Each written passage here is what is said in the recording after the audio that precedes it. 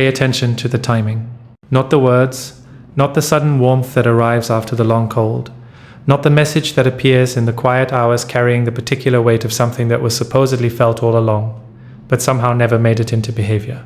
Until now, until the access was gone, until the dynamic shifted, until the person they were taking for granted finally, completely, stopped being available to be taken for granted. Pay attention to the timing. Because the timing tells the actual story. The timing reveals what the words are designed to obscure. The timing answers with more accuracy than anything they say or feel or sincerely believe in the moment of the reaching back. The question that matters most. Not do they regret it. They do. That part is real. The regret is genuine in the specific felt uncomfortable way that the avoidance interior tends to produce genuine feeling. Quietly, privately, in the spaces between the performance of not needing. In the hours when the defense is less practiced and the truth of what was lost becomes more available than the usual management allows. The question that matters is not whether the regret is real. The question is what produced it. What specific condition, what particular shift in the dynamic, what change in the availability of access prompted the regret to surface now, after the distance, after the withdrawal, after the prolonged period of insufficient showing up that finally exhausted the other person's willingness to remain within reach. Because the answer to that question changes everything about what the return actually is, and what it is not. The avoidant does not typically regret losing you in the immediate aftermath of the distance they created. This is important, and it is counterintuitive, and it is one of the things that makes the dynamic so specifically disorienting for the person on the other side of it. In the immediate aftermath, in the days and weeks following the withdrawal, the cooling, the reduction of contact to a level that communicated, without stating explicitly that the connection was being managed down rather than built up, the avoidant tends to feel what was described earlier, the relief. The specific exhale of a nervous system that has been under the pressure of genuine intimacy and has now successfully reduced that pressure to something more manageable. In that relief phase, regret is not the dominant experience. Something closer to justification is. The avoidance mind, efficient and motivated, constructs the narrative that makes the distance sensible, finds the incompatibilities, the timing issues, the practical concerns. The vague but convincing sense that something was simply not quite right, all of it assembled into a coherent story that explains the behavior in terms that do not require the avoidant to look directly at the fear that was actually driving it. This narrative phase is not deliberate dishonesty. It is the psyche doing what psyches do when they need the behavior to make sense, constructing the reasoning after the fact to fit the outcome that the nervous system had already determined. The avoidant genuinely believes the narrative, or believes it enough to function inside it. The incompatibilities feel real. The reservations feel valid. The sense that the relationship was not quite right feels, in the relief of the reduced pressure, like accurate perception rather than motivated reasoning. Then time passes. And this is where the psychology becomes genuinely interesting, because time, for the avoidant who has genuinely lost access to someone significant, does not behave the way the relief phase suggested it would. The relief phase implied a trajectory. The distance would feel better as it extended. The justification narrative would solidify into certainty. The absence of the connection would become increasingly comfortable as the nervous system adjusted to it. That trajectory does not hold, not with the special one, not with someone who genuinely reached past the defense in a way that left an impression that the defense's reassertion could not simply erase. What happens instead is the gradual, unwelcome, increasingly difficult to ignore process of the relief giving way to its underside. The quiet arrives, and in the quiet, the things that the busy management of the dynamic was keeping at a functional distance become present. The specific texture of what was lost begins to register with a precision that the early relief did not permit. Not the general quality of connection, the specific one. The particular way this person engaged, the quality of their attention, the specific depth of what they brought to interactions, the way the world inside the dynamic felt different in quality from the world outside it, more real, more inhabited, more worth being present in. The avoidant begins to feel the outline of that specificity in its absence, the way the shape of something becomes most visible precisely when the thing itself is no longer there to see. The regret arrives in that outline, not as a dramatic event, as a slow accumulation, as the growing, uncomfortable, increasingly undeniable recognition that the narrative, the one about incompatibility and timing and something not quite being right, does not fully account for what is actually being felt. That the story that was constructed to make the distance sensible has gaps in it, spaces where the actual experience does not fit the official version. Spaces where what is felt is not the comfortable rightness of having made the correct decision, but the specific, textured, increasingly heavy awareness of having had access to something genuinely rare and having, through the operation of the fear and the pattern and the defense, lost it. The regret is real. Let that be acknowledged clearly and without minimization. The avoidance regret is not performance, is not strategy, is not the manufactured emotion of someone who has calculated that expressing regret will produce the desired result of restored access. It is the genuine, felt, privately anguishing experience of a person who can now see, from the distance, that the absence provides. Something that the proximity and the fear and the constant management of the dynamic prevented them from seeing clearly while they were inside it. They can see what they had, they can feel what they lost, and they regret it. In the real, interior, this is actually costing me way, that genuine regret feels when it is not being performed for an audience. And then they reach back. And this is where everything that has been understood about the dynamic, about what the avoidance signals mean, about the interior reality that the behavior does not adequately reflect, about the genuine feeling that lives underneath the managed surface, needs to be held alongside something else. Something equally true. Something that the compassion that accurate understanding produces can make it tempting to overlook. The reaching back is happening because access was lost, not because growth occurred, not because the interior work that the gap between feeling and expression required was done, not because the avoidant arrived, through genuine reckoning with their own pattern, at a fundamentally different relationship with intimacy and vulnerability, and the specific fear that drove the behavior that created the distance in the first place. Because access was lost. The distinction is not subtle, it is the central distinction. The one that determines whether the return represents something genuinely different or simply the restoration of the conditions that produced the original dynamic. With the addition of the avoidance regret as an emotional intensity that can make the return feel more significant than the behavior is actually prepared to sustain. Access is not the same as presence.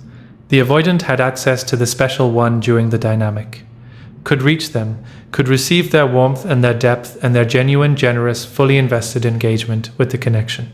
Could take the quality of being known and cared for that the special one consistently offered, and could do with it what the fear and the pattern determined, which was broadly to receive it partially, manage the depth of it, withdraw from it when it pressed too insistently against the defended interior, and rely on its continued availability as a background condition that the behavior never had to actually earn.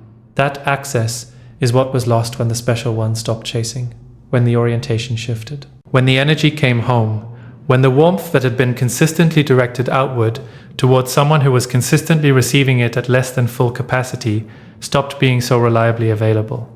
The loss of that access is what produced the regret, and the regret produced the reaching back. But the reaching back is not evidence that the pattern has changed. It is evidence that the pattern has encountered a new condition, the condition of actual loss rather than theoretical loss, and is responding to that condition with the behavior that the new condition seems to require. Just as the approach during the original dynamic was the behavior the comfortable access seemed to require, which was broadly not very much, the reaching back now is the behavior that the threatened permanent loss seems to require. The behavior changed because the conditions changed, not because the interior changed. This is the mechanism that the avoidance return exploits, not deliberately but structurally. It presents the behavior change, the reaching back, the expressed regret, the sudden availability and warmth, and willingness to say the things that the dynamic was always waiting to hear, as evidence of interior change. As the demonstration that something fundamental shifted, that the growth occurred, that the person who is reaching back now is not the same person whose pattern created the distance in the first place. And the special one, who has genuine compassion for the avoidance interior reality, who understands the real feeling that lives underneath the behavior, who experienced the specific disruption that their presence produced in the avoidance defended system, that person is vulnerable to receiving the behavior change as the evidence of interior change. Because they want it to be true. That wanting is not weakness, it is the entirely natural, entirely human response of someone who genuinely cared about the connection and genuinely felt the reality of what was present in the dynamic at its best. The hope that the return represents something genuine, that the regret became the catalyst for the growth that the dynamic always needed, is not naivety.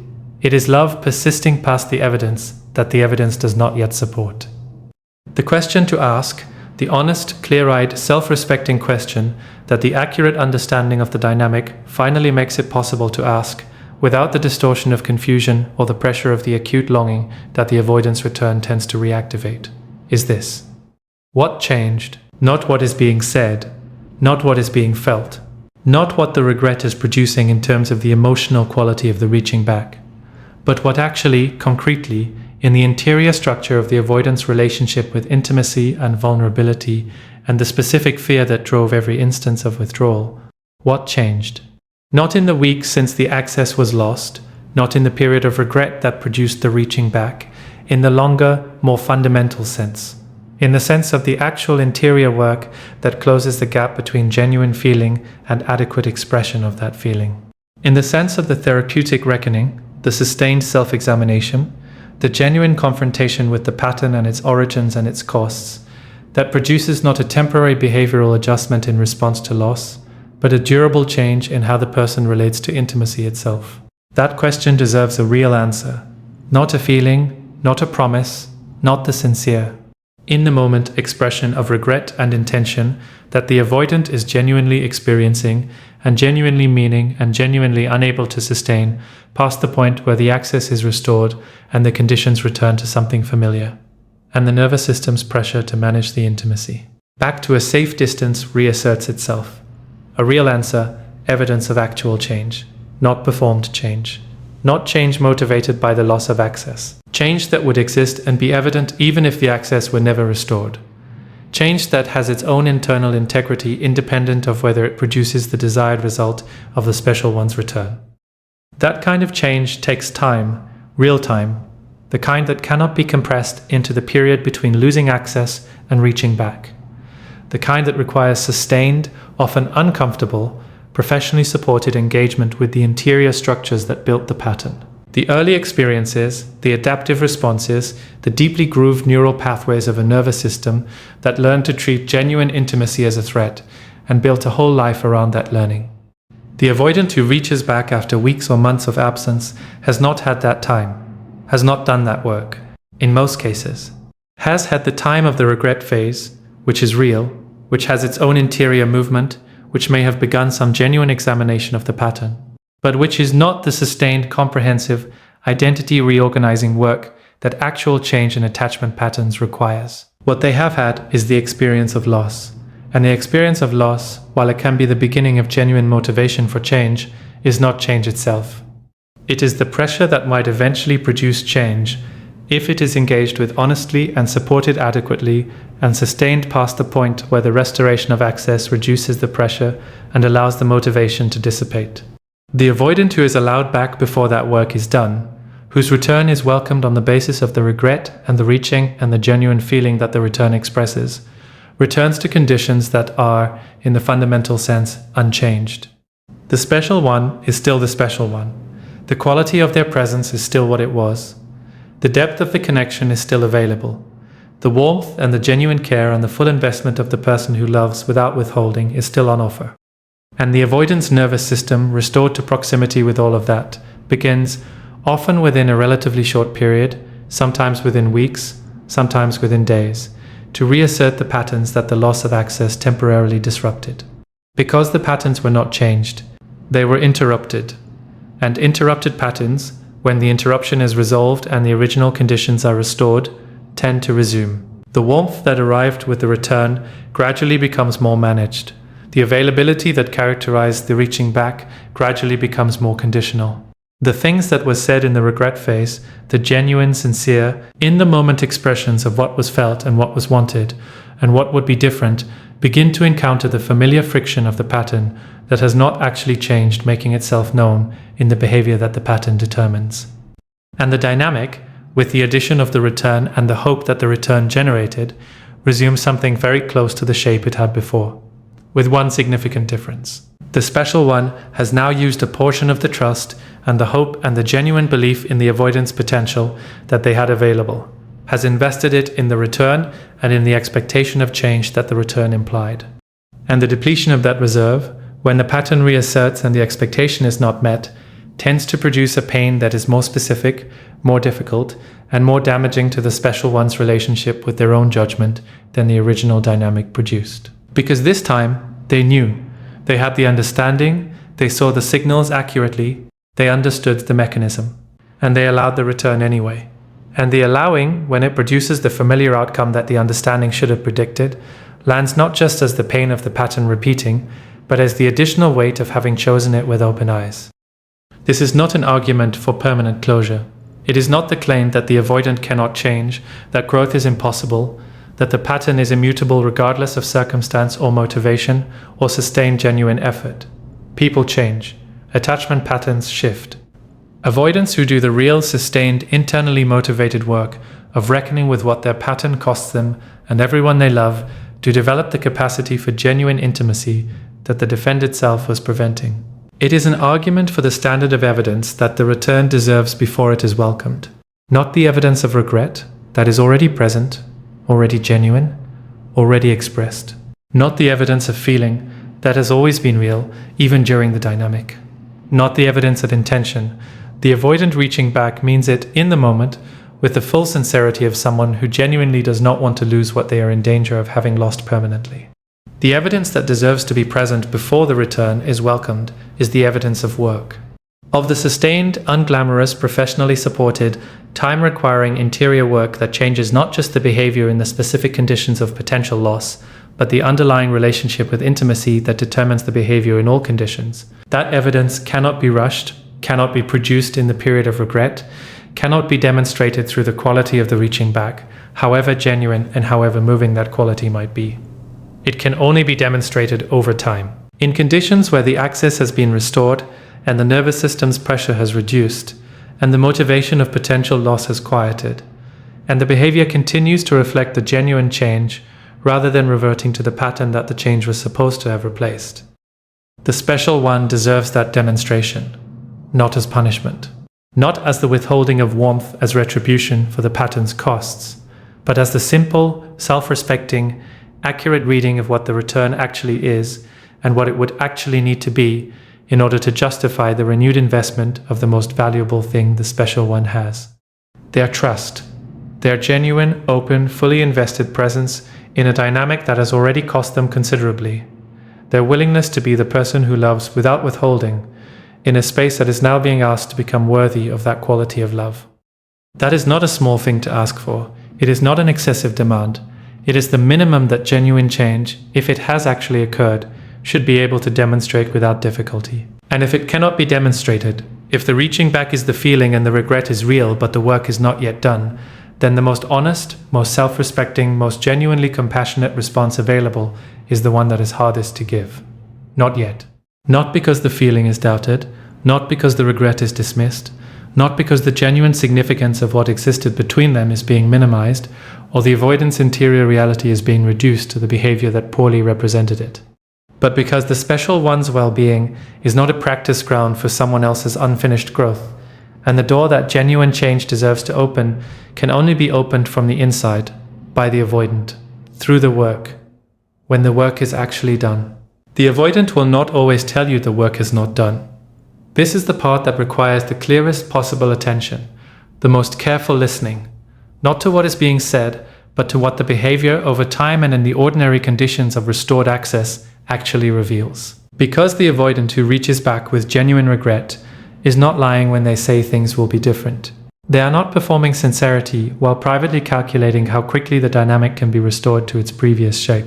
They are, in the specific emotional conditions of potential permanent loss, genuinely experiencing a version of themselves that wants to be different, that can feel the gap between who they have been in relationship and who the connection deserves them to be. That is, in the acute phase of regret, motivated in a way that feels from the inside like the motivation that will finally be sufficient to sustain the change.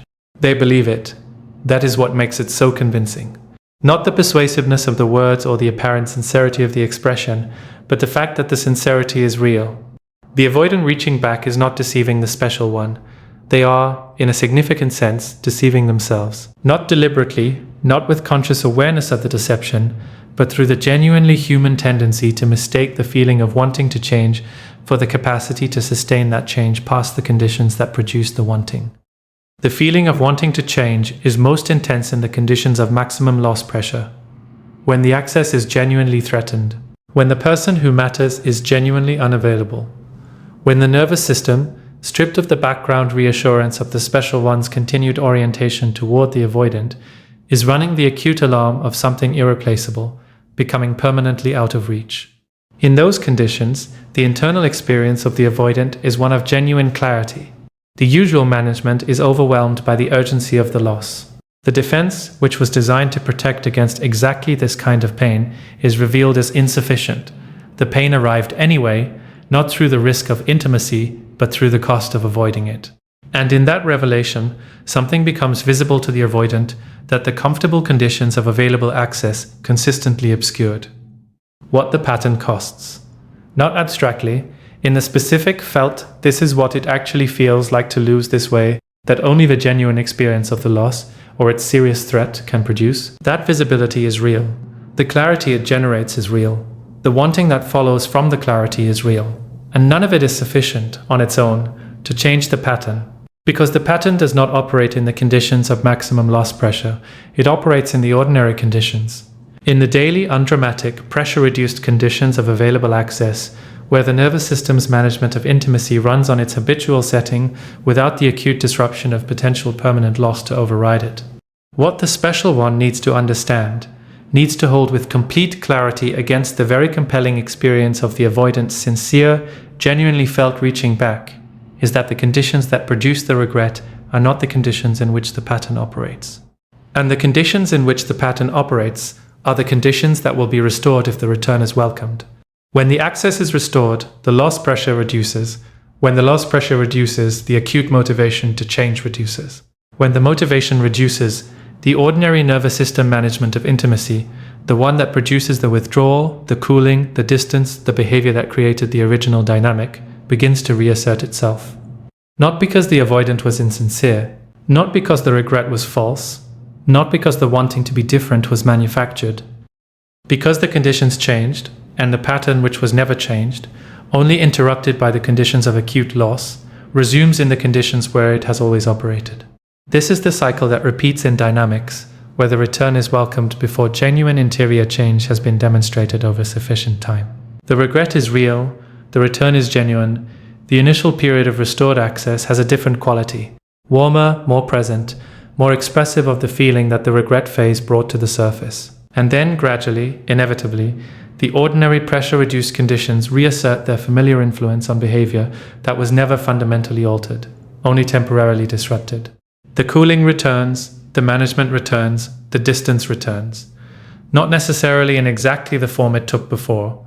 The avoidant may have more awareness now, may be able to delay the pattern's reassertion, may catch some instances of withdrawal before they fully develop. But the underlying architecture is unchanged. The grooves are still there. The nervous system's calibration around intimacy as threat has not been recalibrated, and it will find expression regardless of the genuine wanting that preceded the return, because wanting is not recalibration. There is a particular kind of hope that the avoidance return generates that is worth examining directly. Not the general hope for the connection, that was always present, was part of the original dynamic from its beginning. But the specific, intensified, temporarily very convincing hope that the return itself produces. The hope that says, the regret was the turning point. The absence was the catalyst. The reaching back is the evidence that the thing that was always possible in the connection is now actually going to become real. That hope is not irrational. It is the natural, loving, depth-possessing response of someone who sees the genuine feeling in the avoidance return and interprets it as the evidence of interior change that the genuine feeling genuinely resembles. But hope that is generated by the intensity of a moment, even a moment of real feeling, even a moment of genuine reaching, requires validation from what follows the moment. Not in the day after the return, not in the week after, not in the period while the warmth of the regret is still determining the quality of the engagement. In the ordinary weeks and months that follow, when the specific emotional conditions of the regret have quieted, and what is left is the daily reality of two people in the actual undramatic pressure-reduced conditions where the pattern has always been most powerful, that is when the hope is validated or contradicted. That is when the difference between genuine interior change and sincere but insufficient wanting becomes visible. That is when the evidence arrives that the words and the feelings of the return were either the expression of something that had actually shifted, or the expression of something that genuinely wanted to shift, but had not yet done the work that shifting requires. The special one who has reclaimed themselves, who stopped chasing, came home to their own interior, rebuilt the relationship with their own life, and their own judgment that the dynamic was quietly eroding. That person encounters the avoidance return from a fundamentally different position than the person who was in the middle of the dynamic would have encountered it. Not a harder position, not a colder one, not the position of someone who has closed against the possibility of the avoidance genuine change, or who approaches the return with the predetermined conclusion that it cannot be trusted, but a more grounded one, a position that has access to the self-knowledge and the honest accounting of what the dynamic actually was and actually cost that the person inside the dynamic was not fully equipped to access. From that position, the return is received differently, not with the immediate hope-flooded reopening of everything that the dynamic had been pressing toward, not with the relief of someone who had been waiting, however consciously or unconsciously, for exactly this reaching back, not with the interpretation of the avoidance genuine feeling as the evidence of the change that the feeling resembles. With the quiet, grounded, genuinely compassionate question, what has changed, not as an interrogation, not as a test designed to be failed. As the honest, self-respecting inquiry of someone who has the full picture of what the dynamic was, what the return is expressing, and what the return would need to demonstrate in order to justify the renewed investment of something that has already been significantly spent. The avoidance answer to that question matters less than what follows it, because the answer, in the regret phase, will be genuine, will reflect the real feeling, the real wanting, the real sense of having seen something clearly that the dynamic obscured. But the answer is constructed in the conditions of maximum loss pressure. It is the most motivated version of the avoidance self-assessment, produced in the moment when the motivation to change is at its most acute and the capacity for genuine self-examination is at its most available. What matters is the months, the ordinary, undramatic, pressure-reduced months of the restored dynamic, if restoration is what the special one ultimately chooses. What the avoidant does in those months, not in the moments of heightened feeling, not in the conversations about the pattern and its costs, not in the earnest, genuine attempts at new behavior that the regret phase tends to produce, but in the quiet, habitual, unwitnessed moments of the daily dynamic. Whether the warmth is consistent or managed, whether the presence is genuine or intermittent, whether the intimacy that is now possible in the wake of the avoidant stated change is actually accessible in the conditions where the pattern previously made it inaccessible, whether the showing up is the new baseline or the exception that proves the unchanged rule, that is the evidence, not the regret, not the reaching back, not the sincerity of the wanting, the behavior in the ordinary conditions. The showing up when showing up is not motivated by the fear of loss, but simply required by the ongoing choice to be genuinely present in a connection with someone who deserves nothing less. Most returns do not look like this. Most returns, if observed honestly over the medium term, reveal themselves as the pattern's reassertion rather than its replacement. Not because the avoidant was dishonest, not because the regret was false, but because the interior work that genuine change requires was not done in the period of regret, and the restoration of access removed the acute pressure that was temporarily producing behavior that resembled the fruit of that work without its roots. The special one who allows the return without requiring the evidence of real change over real time is not making a foolish choice, exactly. They are making a very human choice, the choice to believe in the possibility of the connection they genuinely loved, in the genuine feeling of the person reaching back, in the version of the future where the regret became the turning point, and the return is the beginning of the thing the dynamic was always trying to be. But human choices have consequences regardless of their humanity. And the consequence of welcoming the return before the change is demonstrated is in most cases the experience of the dynamic resuming, with the additional cost of having invested hope in the return, of having believed the change was real, of having the pattern's reassertion arrive not just as the familiar pain of the original dynamic, but as the specific compounding pain of something that was supposed to be different. There is a version of closure that does not require the avoidance absence to be permanent. There is a version of the boundary that does not close the door forever, but that clearly, honestly, without cruelty or performance, communicates what genuine return would require. Not the return of regret, the return of work, not the reaching back from loss, the showing up from change. Not the feeling of wanting to be different, the demonstrated, time-validated, behaviorally evident reality of actually being different. In the ordinary conditions, in the daily dynamic, in the moments when the pattern would have previously determined the behavior, and now, through genuine and sustained interior work, something else determines it instead. That is a high standard. It is supposed to be, not because the special one is punishing the avoidant for the pattern's costs, but because the special one has done their own work, has reclaimed themselves, has built a genuine relationship with their own life and their own judgment that the dynamic was quietly undermining.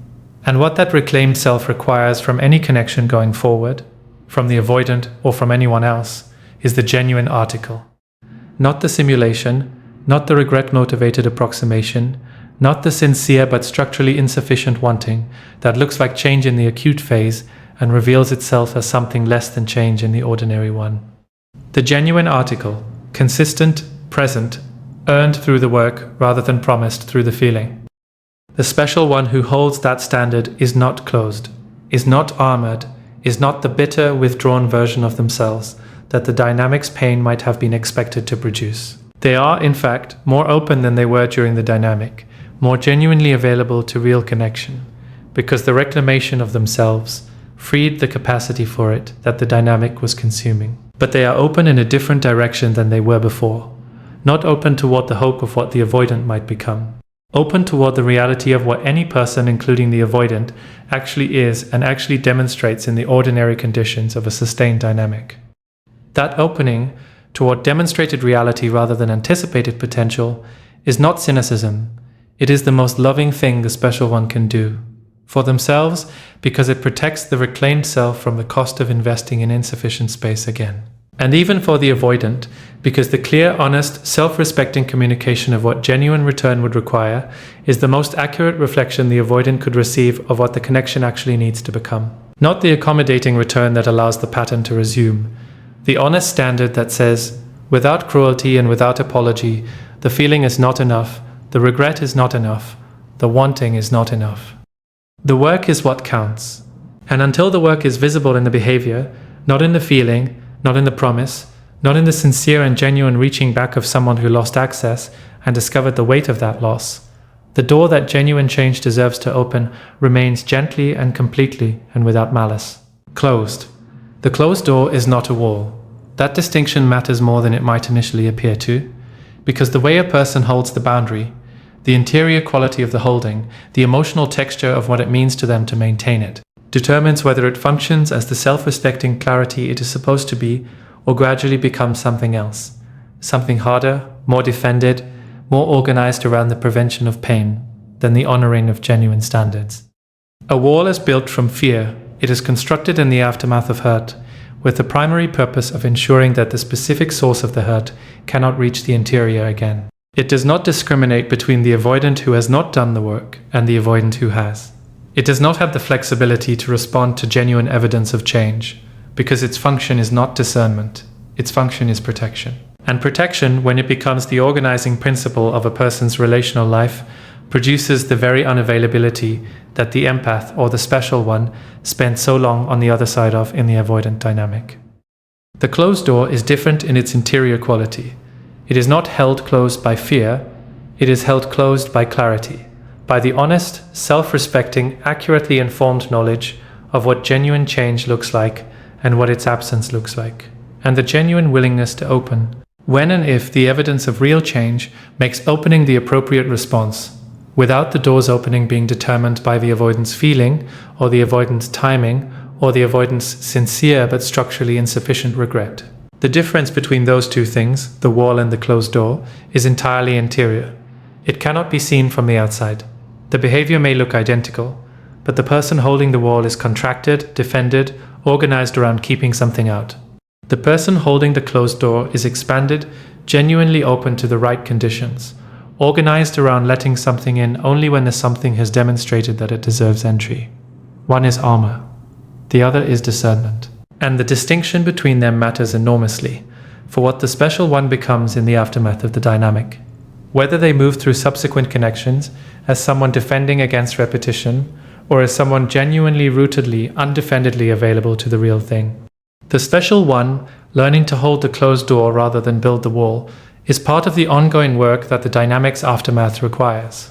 And it is genuinely work, not in the laborious, joyless sense of something that must be endured, but in the sense of something that requires active, conscious, genuine engagement rather than the passive happening of time passing and pain receding. Because the pull of the avoidance return does not simply dissolve in the presence of clear understanding. Understanding and feeling are different systems.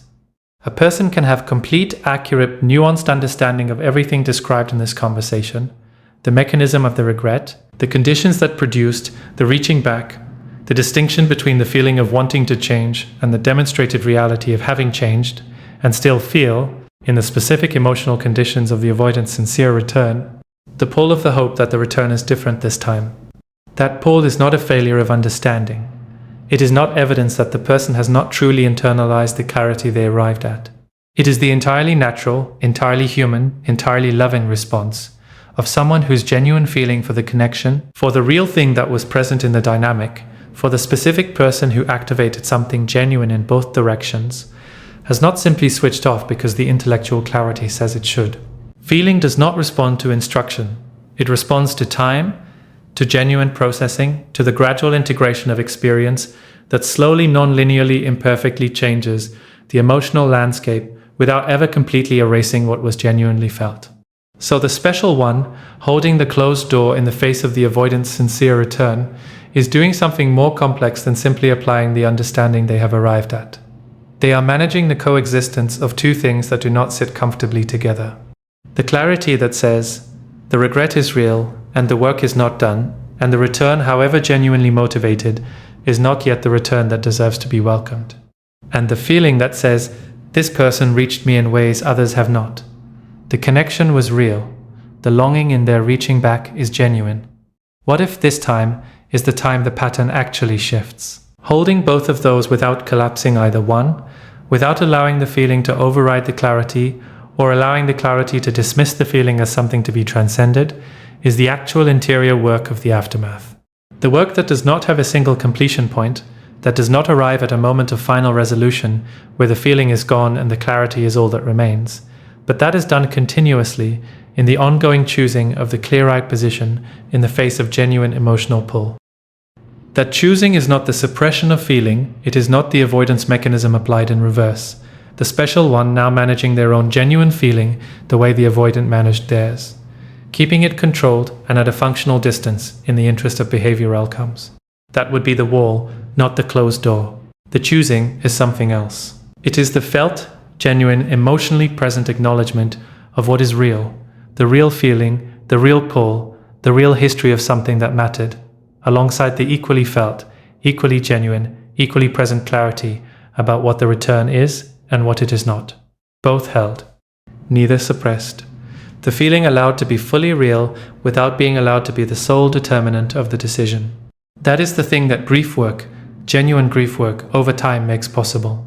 Not the elimination of feeling. The development of enough interior spaciousness to hold the feeling and the clarity simultaneously, to be genuinely moved by the avoidance return without being swept into it, to feel the pull of the hope without being governed by it, to maintain the grounded, self-referencing, accurately informed position from which genuine discernment is possible even in the presence of genuine emotional activation. What helps in holding that position is something very specific, not generic self-care advice or the application of techniques designed to reduce the emotional pull, something more targeted. The regular, honest, concrete return to the actual accounting of the dynamic. Not the feeling of the dynamic in its best moments. Those moments are remembered with the specific vividness that genuine depth produces, and they can be accessed easily, can be used by the hoping part of the mind to build the case for the return's genuineness. But the full accounting, the complete record, including the ordinary texture of the dynamic in its typical pressure-reduced pattern operating conditions. The mornings that felt slightly off without being explicitly wrong, the conversations that went almost somewhere real and then quietly redirected. The warmth that was there and then was managed.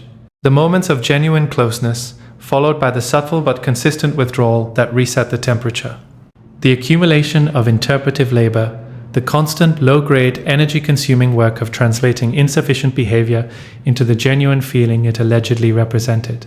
The specific exhaustion of maintaining hope in the face of consistent evidence that the hope was being required to do more structural work than any hope should be asked to do. That full accounting is the corrective to the partial memory that the regret phase produces in the avoidant and the return phase reactivates in the special one. It is the complete picture that the hoping part of the mind, focused on the best moments and the genuine feeling and the real potential of the connection, tends to crop. Hold the complete picture, not as punishment, not as the deliberate cultivation of resentment, as the honest, self-respecting refusal to allow the partial memory to substitute for the full. One when making decisions about renewed investment. The avoidant, in the period following the return that was not welcomed, or following the clearly communicated standard that the return would need to meet before welcome was possible, will go through their own process. And that process is worth understanding, not because the special one is responsible for it, or needs to manage it, but because understanding it prevents the specific confusion that the avoidant's subsequent behavior can produce when it is not read accurately.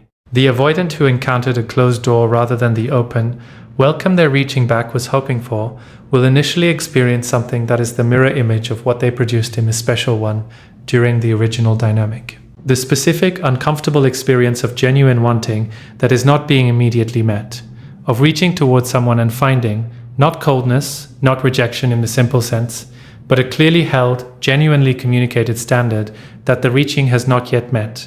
This experience is genuinely useful for the avoidant in a way that the welcomed return would not have been, because it introduces, for perhaps the first time in a sustained way, the experience of intimacy being conditional not on performance or presentation, but on demonstrated interior change.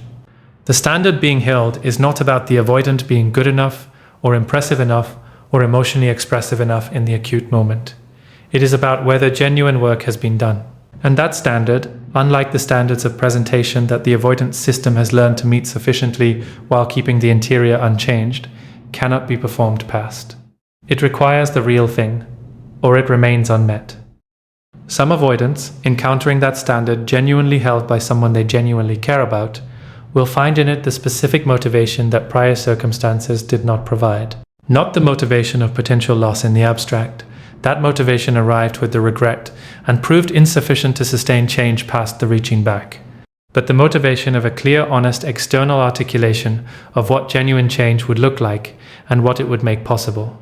The avoidant who can receive that articulation, who can hear the clearly held standard not as rejection or punishment, but as the most honest and ultimately most respectful communication of what the connection actually requires, may find in it the beginning of something genuine. The beginning of the actual interior work, not the feeling of wanting to do the work, which was already present in the regret phase, but the actual engagement with the work, the therapeutic relationship. The sustained, uncomfortable, identity-touching process of sitting with what the pattern is and what it costs and where it came from and what changing it would genuinely require. That process, if it is genuinely begun and genuinely sustained, will be visible over time. Not as a declaration or a promise or the sincere expression of intention, as changed behavior in ordinary conditions, as the showing up that was previously inconsistent becoming consistent, as the warmth that was previously managed becoming genuine, as the intimacy that was previously threatening becoming, gradually and imperfectly, but actually, something the avoidant can inhabit, rather than something they can only approach before retreating. That visibility, that gradual, demonstrated, time-validated evidence of genuine change is what the closed door is waiting for. Not with the patient, indefinite, organizing life around waiting of someone who has not truly reclaimed themselves, but with the grounded, self-complete, my life is genuinely full and forward-moving awareness of someone who has set a clear standard and is genuinely open to the evidence that the standard has been met, whenever and if ever that evidence arrives. The difference between those two forms of waiting is the difference between the wall and the closed door applied to time rather than to access. One suspends the self in orientation toward the avoidance potential change. The other continues the self's own genuine forward motion while remaining open to what genuine change, if it arrives, would make possible. The special one in the second position is not waiting.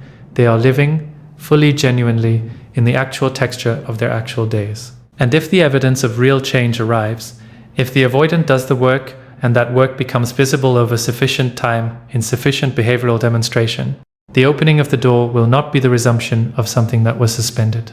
It will be the beginning of something genuinely new, something that neither the original dynamic nor the regret phase could have produced. Something built on the actual foundation of two people who have both done the interior work that genuine intimacy requires. That is not a guaranteed outcome. It may not be the outcome. The avoidant may not do the work, may find in the absence of the immediate loss pressure that produced the regret and the reaching back, that the motivation dissipates before it becomes the sustained engagement with genuine change. May cycle back into the comfortable management of intimacy at a distance, with a new person or in a new dynamic, carrying the same architecture that produced the original pattern. That is possible. That is statistically what tends to happen in the absence of genuine, sustained, internally motivated, therapeutic engagement with the pattern. Not because change is impossible for the avoidant, but because change of this depth and this fundamental kind requires conditions that do not automatically exist in the aftermath of a relationship's difficult phase.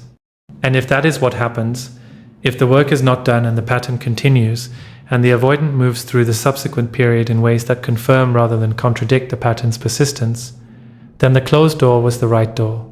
Was the self-respecting, accurately informed, genuinely compassionate response to a return that expressed real feeling without the real change that genuine return would require? The special one did not withhold warmth out of cruelty, did not close the door out of pride or revenge, or the performance of standards they did not genuinely hold.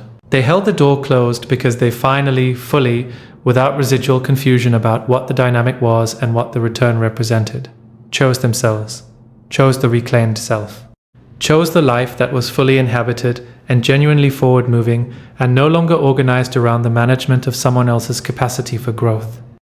That choice is not the end of love, not the hardening of the heart, not the closing of the genuinely open, genuinely warm, genuinely depth-possessing self that loved the avoidant with everything available to them.